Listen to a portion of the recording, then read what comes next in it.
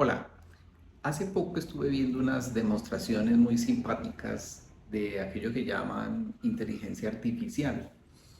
Me pareció algo sorprendente. Dentro de las demostraciones se le pidió a través de una forma de chat que describiera una visión de una compañía y en fracciones de segundos ya estaba elaborada e inclusive con preguntas, se le decía que le corrigiera porque no me había gustado y volvía y planteaba otra como con lujo de detalles.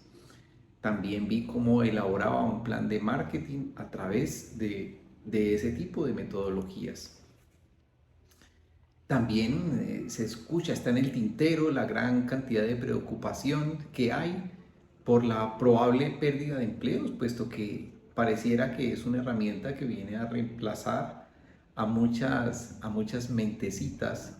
Entonces genera una preocupación desde el punto de vista laboral por la alta eficiencia que se presenta. Pero la inquietud aquí no es para plantear toda esa problemática, esa se la dejamos a otros expertos. En este caso es para plantearla desde otro escenario y es por algo, digamos que por lo que yo batallo, como lo hacen muchos terapeutas, como en otros tiempos lo han hecho desde hace muchos años muchos maestros espirituales, y es el de pregonar, el de hacer campaña porque la humanidad despierte a su espiritualidad. Y cuando uno se refiere al término despierte a su espiritualidad, pues lo primero que se le puede ocurrir a uno es que la humanidad, o gran parte de ella quizás, esté dormida. Y lo que se pide desde diferentes frentes, en mi caso desde la Ayurveda, desde la astrología védica, como docente, como terapeuta, es siempre dotar a las personas que nos consultan de las múltiples herramientas, inclusive a través de la astrología védica, analizamos todos esos comportamientos de una persona. Y yo lo que quiero plantear es que el concepto de inteligencia artificial no es un concepto nada nuevo.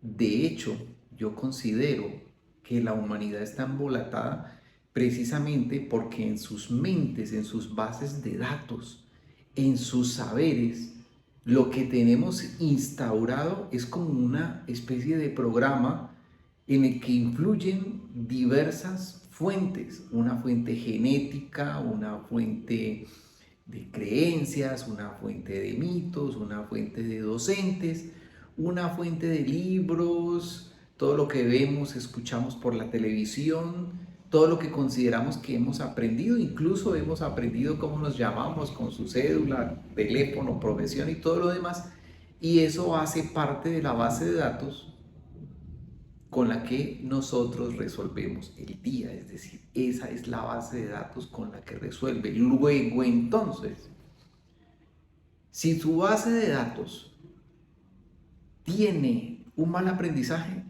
la resultante que surge de allí después de una percepción probablemente es errónea.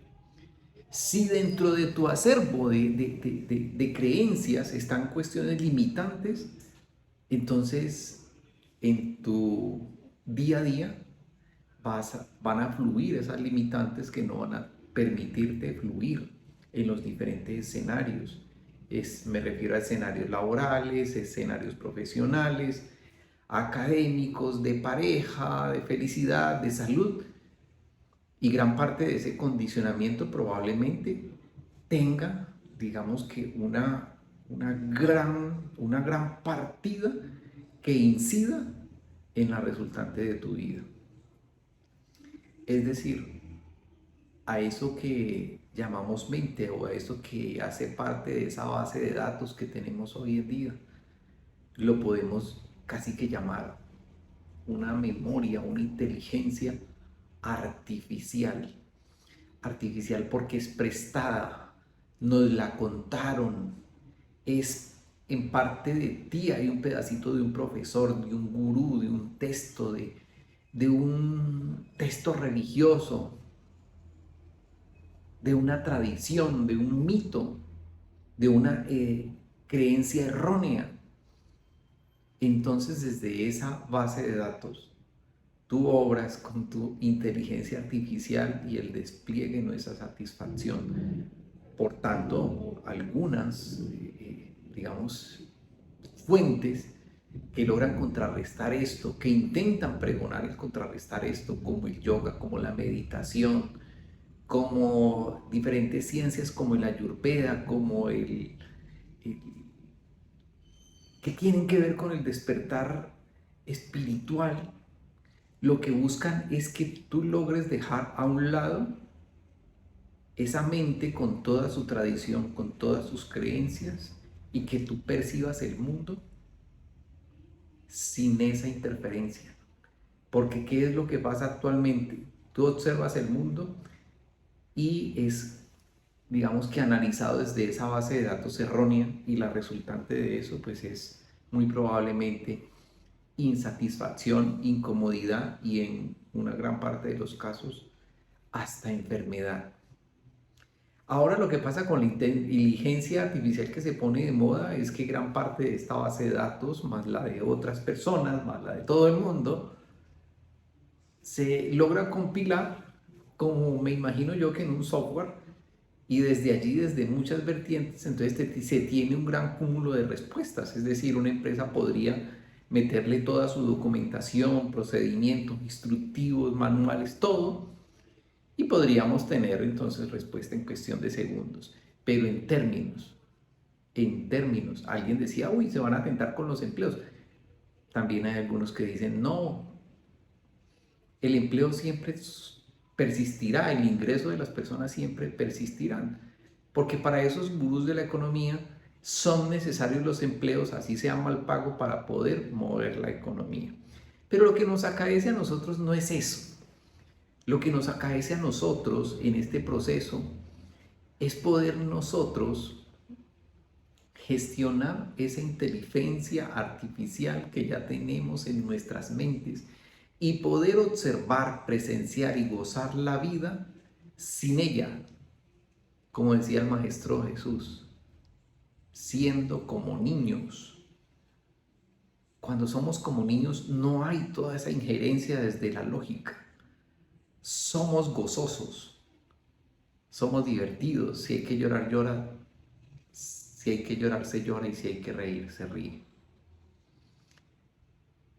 Entonces, gran parte de la espiritualidad es lograr poner a un lado esa inteligencia artificial que ya tenemos.